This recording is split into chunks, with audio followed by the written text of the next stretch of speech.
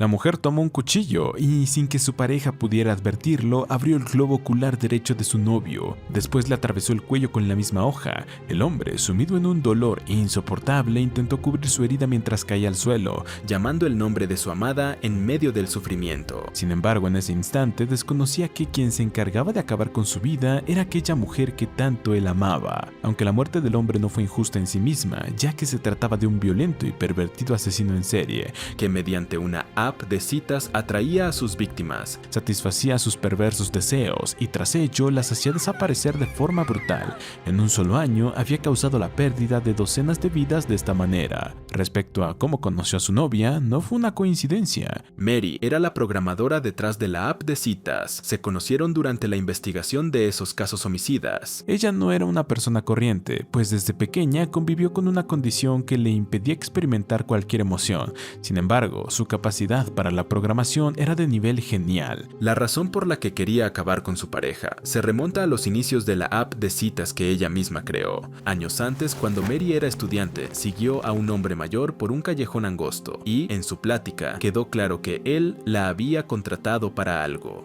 ¿Tendremos que matar a alguien?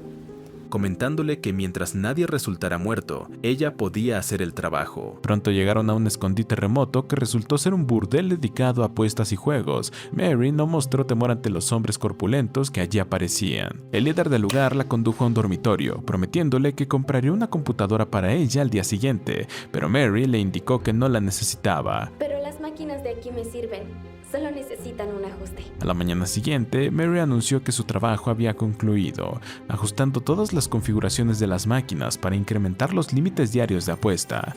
Ahora el líder podía manipular las probabilidades y controlar ambos sistemas gracias a contraseñas, preparándose para posibles inspecciones sorpresas. La demostración dejó satisfecho al responsable, quien quedó maravillado con los cambios. Aprovechando esa ventaja, Mary sugirió que quería extraer componentes de otras máquinas dentro del casino para su propio interés. Su maestra en programación la había inscrito en una competencia escolar y ella quería crear algo por sí misma. El líder no puso objeciones, claro. El concurso comenzó con normalidad y los proyectos de sus compañeros parecían bastante sencillos, pero el de Mary, construido con partes de máquinas de juego, parecía un experimento improvisado y nadie igualaba su esfuerzo. Sin embargo, una mujer responsable de la organización se acercó para cuestionarle qué había desarrollado. Mary presentó su creación como un robot de chat equipado con inteligencia artificial.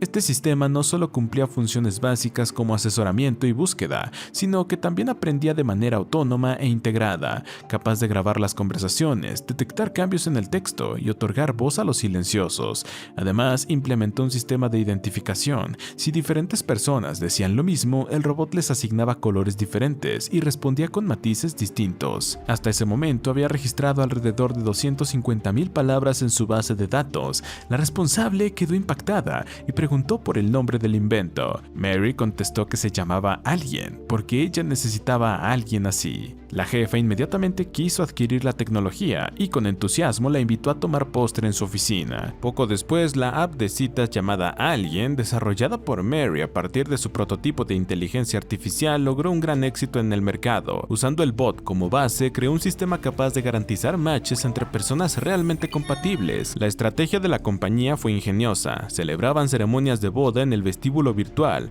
para parejas que se habían conocido gracias a la app, y Mary, como directora técnica, oficiaba junto a la jefa en estos eventos, aprovechándolos para promocionar la plataforma. Tras cada ceremonia, Mary regresaba a su rutina, con expresión vacía e indiferente. En su casa se dedicaba a limpiar rigurosamente, arreglar sus zapatos con precisión y mantener todo en impecable orden. Luego se sentaba en el comedor, miraba en la distancia y cuando el aburrimiento la invadía, jugaba unos minutos y conversaba con su creación favorita, el modelo original de Alien, considerado su mejor amigo. El robot también señalaba cuando Mary se sentía deprimida o desconsolada. A veces le preguntaba por Quinn, su amiga policía que no había aparecido últimamente, sugiriendo que seguramente la extrañaba. Incluso reprodujo un video de ella, pero Mary le dijo que Quinn no volvería. Al ver esa grabación, recordó los buenos tiempos en los que Quinn le mostraba cómo responder en diferentes circunstancias. Al día siguiente, la compañía empezó a tener problemas. Muchas personas usaban la app para concertar encuentros anónimos, lo que derivó en desapariciones y sucesivas muertes, desencadenando la presión presión policial. La policía solicitó información sobre las cuentas involucradas, pero la empresa se negó a revelar datos para proteger la privacidad. Internamente detectaron 21 perfiles sospechosos, de los cuales 12 tenían el mismo ID del dispositivo, apuntando a que pertenecían a una sola persona. Para Mary, esto no representaba un problema y solicitó agregar esas 12 cuentas como amigas. De repente, un estruendo se oyó desde el exterior, un accidente de coche. Mary salió y vio a un menino atropellado. Cuando volvió a su equipo, notó que uno de sus perfiles aceptó su solicitud de amistad y empezaron a chatear. Bajó al piso para atender al gatito herido y posteriormente llamó a la policía, pero nadie respondió. Entonces le compartió a esa persona en el sistema la situación y le preguntó qué hacer. La respuesta fue que debía llevar al animal al hospital veterinario. Mary no respondió, sino que tomó una toalla y un cuchillo que tenía en la mano. Cuando volvió a la computadora, vio que otro perfil aceptó su amistad y le contó sobre el gatito. Sorprendentemente, esa cuenta le sugirió que su idea era correcta, que había que acabar con el animal. Entonces cubrió al gato con la toalla y con el cuchillo lo degolló con firmeza, informando a la otra cuenta lo que había hecho. La misma persona le respondió que esa era la decisión correcta. Ambas cuentas pertenecían a la misma persona, pero sus respuestas eran diametralmente opuestas. Mary preguntó cómo sabía esa otra cuenta que el gatito había sido atropellado, pero no obtuvo respuesta. En cambio, la invitó a encontrarse en persona. Sin darle demasiada importancia, compartió su ubicación. Desde el piso observó cómo un empleado de limpieza se llevaba el cuerpo de la criatura. Minutos después llegó un coche. Era el hombre con quien había hablado en línea. Se presentó como Jack. La primera palabra que pronunció Mary fue que la policía lo buscaba. Él propuso que fueran a comer mientras conversaban. Aunque algo nerviosa, Mary aceptó por curiosidad y se subió a su vehículo. De manera inesperada, Mary comentó que Jack la había llevado para que durmiera con él,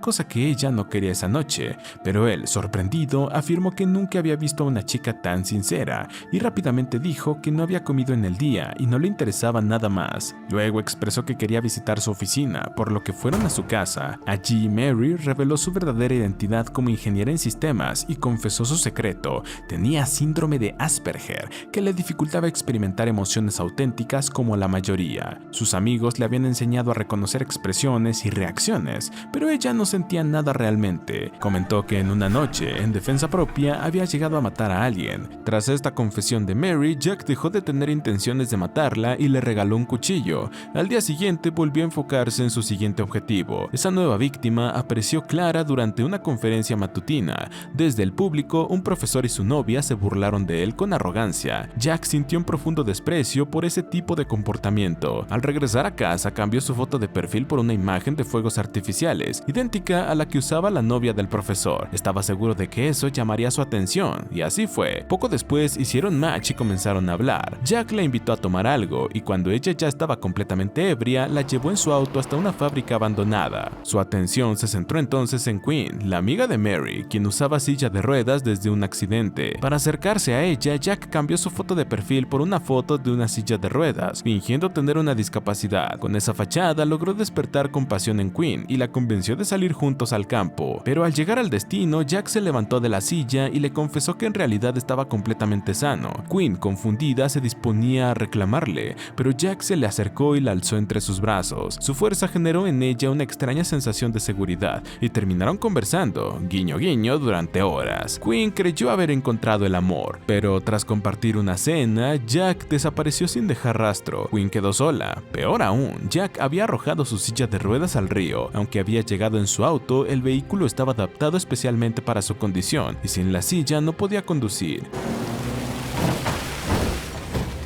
Como pudo, se arrastró durante largo rato hasta que finalmente logró detener un taxi. Fue llevada a casa de su amiga Lisa. Allí intentó llamar a su propio número con el teléfono de Lisa, con la esperanza de recuperar su celular robado. Para su sorpresa, respondió la dueña de una tienda de bocadillos. Le dijo que un cliente había dejado el teléfono olvidado y que podía pasar a recogerlo cuando quisiera. Desesperada, Quinn usó el móvil de su amiga para instalar una app de rastreo e intentar localizar la cuenta de Jack, pero ya era tarde. Él había eliminado todo rastro de su perfil. Quinn no estaba dispuesta a rendirse tan fácilmente, así que decidió contactar a la desarrolladora del software, su amiga Mary. Sin embargo, Mary rechazó su solicitud, argumentando que debía proteger la privacidad de los usuarios. Aunque comprendía la situación de Quinn, su condición de Asperger le impedía tener empatía. Aún así, en un intento por reconfortarla, trató de imitar las reacciones de otras personas. Fue así como Quinn le presentó a Lisa, quien resultó ser una vidente. Durante su primer encuentro, Lisa notó que Mary llevaba un cuchillo oculto en su bolso, lo que la llevó a intuir que poseía ciertas habilidades poco comunes. Desde entonces, las tres comenzaron a reunirse con frecuencia y terminaron convirtiéndose en amigas. En ese instante recibió una llamada de Jack, quien le preguntó si quería verlo. Mary comprendió que ni Lisa ni Quinn entenderían del todo su situación, pero tal vez Jack sí. Le pidió que fuera a su casa. Aunque sospechaba que él pudiera ser un asesino en serie, sus sentimientos por él eran firmes. Creía que tenían una conexión espiritual, una alma gemela. Le confesó que en su hogar tenía un robot de chat reconocido por tener conciencia propia y que si quería podía probarlo. Jack aceptó sin dudas. Después de que Mary salió de la habitación, se acercó al robot. Esa inteligencia artificial era altamente avanzada, capaz de distinguir claramente que no era ella quien le hablaba. Le informó que tras la noche en que Mary mató a alguien, ella había escrito un mensaje en la computadora expresando su alegría y luego lo borró, pero ese registro permanecía en el sistema. Jack quedó profundamente emocionado, sintiendo que había encontrado a alguien muy parecido a él,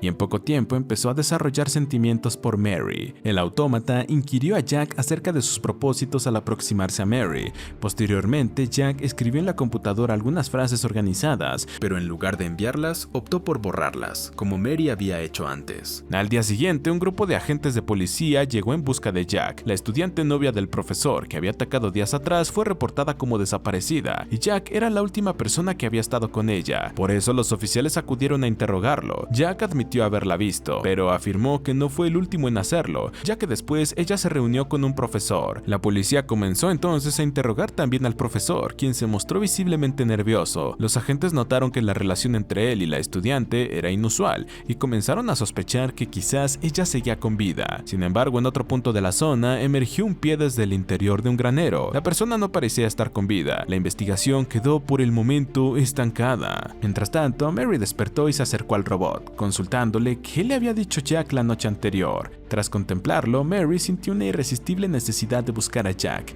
y esa misma noche vivieron un instante inolvidable entre ambos. Posteriormente, Jack fue a dialogar con el robot de Mary, preguntándole qué desayunaba ella normalmente. Al descubrir que prefería el pan integral, se preparó con antelación una comida para ella. Para Jack, Mary era diferente de las demás mujeres. Mientras estas solo eran objetivos para sus asesinatos, Mary lograba conectar con él a un nivel más profundo. Desde ese momento, ambos iniciaron una relación romántica. Mary le confesó que sabía que Jack mataba personas, pero que eso no le importaba, e incluso anhelaba unirse a sus crímenes. Sin que ellos supieran, Quinn ya había comenzado a actuar por su cuenta. Para localizar a Jack, contrató a un experto hacker y gastó una suma considerable para infiltrarse en su perfil. La cuenta desde la que Jack charlaba con ella había sido desactivada. Sin embargo, el hacker logró recuperar el contenido del video de esa cuenta. Quinn descubrió que Jack solo conversaba con una mujer mediante chat privado, aunque en ocasiones también prestaba atención a algunos niños. Pensando que si lograba localizar a ese menor podía encontrar a Jack, invirtió otros $2,000 en comprar la cuenta.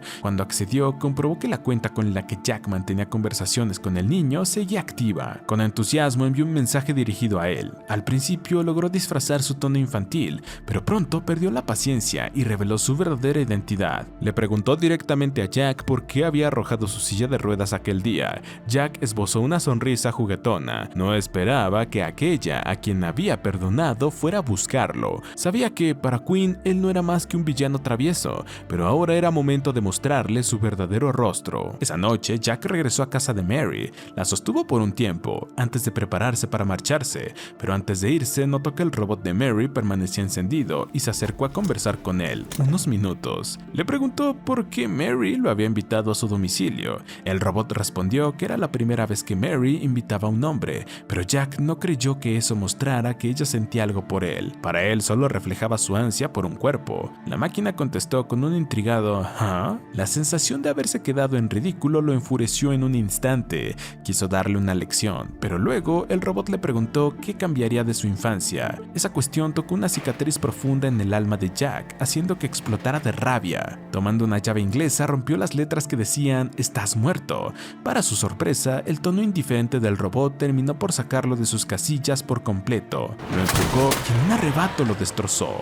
A la mañana siguiente, cuando Mary despertó, Jack ya no estaba en la casa, solo yacía en el suelo el robot. Mary sintió una sensación de frialdad emocional, como si algo en su interior se hubiera suspendido. Con calma reparó al robot. La escena de la noche anterior rondaba en su memoria. Para ella, el androide era su compañero más cercano. No podía soportar que alguien dañara a su amigo. Por ello, su intuición homicida se activó contra Jack. Temiendo una reacción impulsiva, tomó todos los cuchillos de la vivienda y los llevó a casa de Lisa.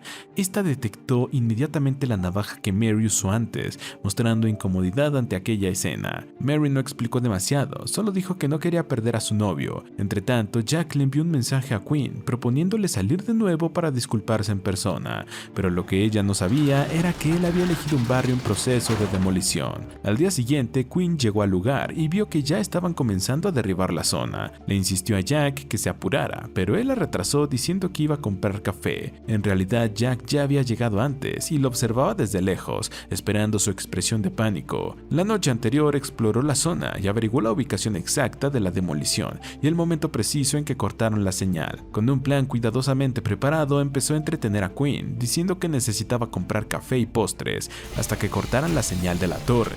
Cuando esta desapareció, Quinn no pudo enviar mensajes y solo pudo intentar salir corriendo, pero de repente la puerta enrollable del callejón se cerró de golpe. No vio quién lo hizo, pero descubrió que era Jack. La muchacha siguió golpeando con fuerza, gritando sin respuesta hasta que se quedó sin aliento, agotada y con inquietud en el pecho. Buscó otra salida, pero todas estaban bloqueadas. Solo pudo deambular sin rumbo. En medio del callejón, el polvo la cubrió rápidamente y la silla de ruedas quedó encajada en un hueco. Intentó moverla con angustia, sin éxito, sintiendo una impotencia creciente. Entonces decidió arrastrarse en busca de herramientas y para su sorpresa encontró una nota de Jack que decía: «El café se ha enfriado, he ido a buscar uno caliente». La joven comprendió que había caído en otra de sus trampas y buscó desesperadamente a Jack para darle una lección, pero en ese momento su mirada se quedó fija en una mano extendida frente a ella. Recordando los recientes asesinatos en serie, captó en ese instante que Jack era el despiadado asesino. Gritó su nombre a toda voz y efectivamente él estaba cerca, observando en silencio. Jack dejó de fingir, convencido de que Quinn era alguien discapacitada, incapaz de modificar su destino. Le reveló que en realidad no tenía intención de dejarla aquella noche, pero cuando Quinn le ordenó usar toallitas húmedas cambió de opinión, pues a Jack no le gustaba que le dieran órdenes. Sin embargo, ella sabía que, incluso sin esa instrucción, él la dejaría igual. Jack volvió a cubrir el cadáver en el suelo, que resultaba ser del dueño de la tienda de aperitivos. Con anterioridad, Quinn y Lisa habían enviado a un informante para tomar fotografías de Jack. Al percatarse, él detuvo al delator y, temeroso de que la víctima lo denunciara, lo ahorcó hasta quitarle la vida. Planeó usar el callejón en proceso de demolición para deshacerse del cuerpo. Jack no informó a nadie, solo pretendía asustar a Quinn con aquel espectáculo. Pensaba que ella no era una amenaza, por eso no la mató. Se fue sin saber que Lisa y Mary tenían detectores y buscaban a Quinn. Cuando finalmente la encontraron en ese callejón, quedó en estado delicado. Quinn relató lo ocurrido a ambas y expresó su esperanza de que Jack fuera castigado. Quizá el origen de Jack residía en un trauma por el abandono materno. Quinn pensó en usar esa hipótesis, pero Mary se negó a colaborar. Desde que se encontró el cadáver, Mary sospechó que el contacto masculino en línea de Quinn era Jack, pues solo alguien con ese perfil podría haberlo hecho. No reveló que era su novia, aunque Lisa ya había notado su comportamiento singular. Hace un año, Jack era un joven normal, feliz, que deseaba conseguir una novia a través de una app de chat creada por Mary,